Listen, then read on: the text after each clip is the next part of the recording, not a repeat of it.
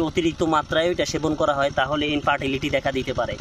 তবে এখানে একটি গুরুত্বপূর্ণ তথ্য আপনাদেরকে শেয়ার করি, সেটি হচ্ছে আমরা যখন এই যে নদীর কিনার দিয়ে হাঁটছিলাম, তবে এরপর দিয়ে এমন কিছু গুরুত্বপূর্ণ ওষুধি গাছ আসলে আমরা দেখতে পেয়েছি যা সচরাচর কোথাও দেখা যায় না।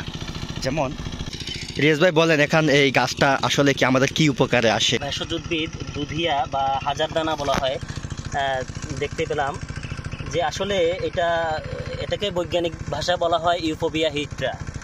তো এটাতে মূলত অনেকগুলো দানা থাকায় একে হাজার দানা বলা হয়, এই যে দেখতে পাচ্ছেন। আর দুধিয়া বলা হয় এটা আপনার ভাঙার পরে যে দুধের মতো যে কষটা বাইর হয়, এই জন্য এর নাম বলা হয়েছে দুধিয়া।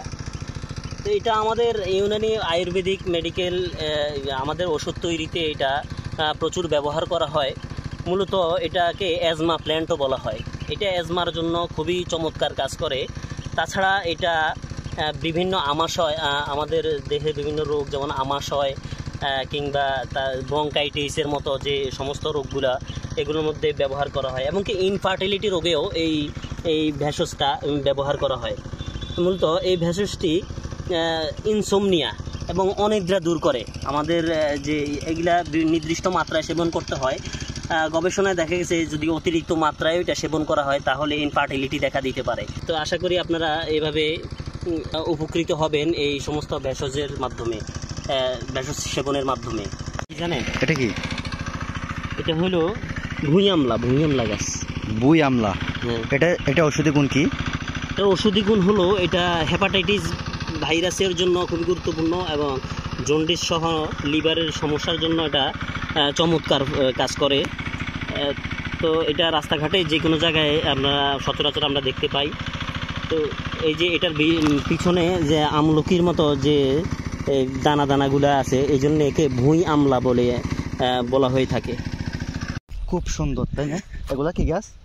যাকে আমরা হাতিসুর বলে চিনে থাকি। এটা একবর্ষজীবী আগাছা উদ্ভিদ বলে অনেকেই চিনে থাকেন। তো এটা হাতিসুর বলার কারণ হচ্ছে হাতির সুরের মতো দেখতে যে তাদের ফুলটা, এই জন্য একে হাতিসুর বলা হয়। এর বৈজ্ঞানিক নাম হচ্ছে হেলিট্রোপিয়াম ইন্ডিকাম। তো এই হাতিসুরটা মূলত আমরা বিভিন্ন ওষুধি কাজে ব্যবহার করে থাকি।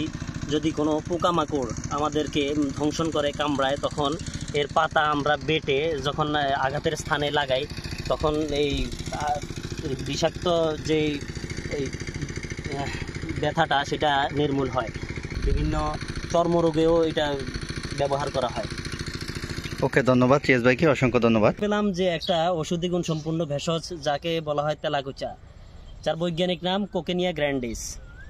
মূলত এই তেলাকুচাকে প্রাকৃতিক ইনসুলিন বলা হয়, যেটা আমাদের ডায়াবেটিস নিরাময়ে খুবই সহায়ক হিসেবে কাজ করে। দ্বিতীয়ত এই তেলাকুচা আপনার গোলযোগ, পেটের গোলযোগের সমস্যা দূর করে, খাবারের রুচিও বাড়ায়। তো এর নানাবিধ উপকারিতা রয়েছে। উপকারিতার জন্য এই গাছটি খুবই বিখ্যাত এবং